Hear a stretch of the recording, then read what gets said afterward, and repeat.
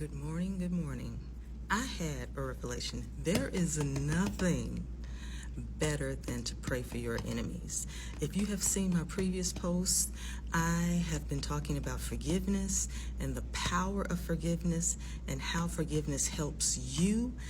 It helps release you and not the person that hurts you, but it actually helps release you.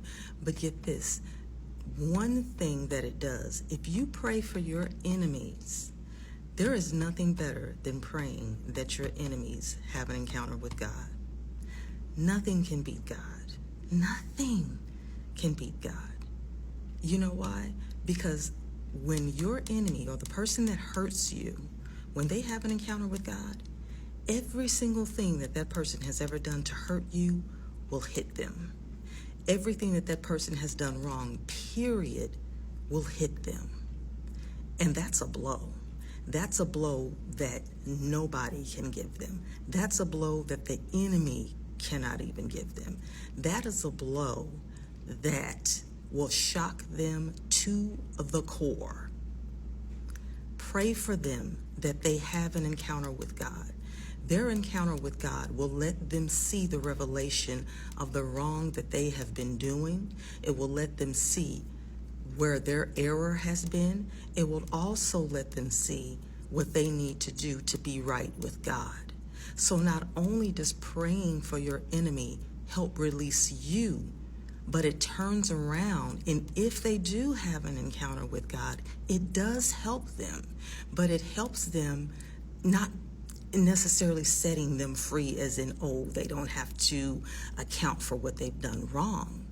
But the fact that they have an encounter with God, meaning that they face what they have done wrong, nothing beats that. Nothing.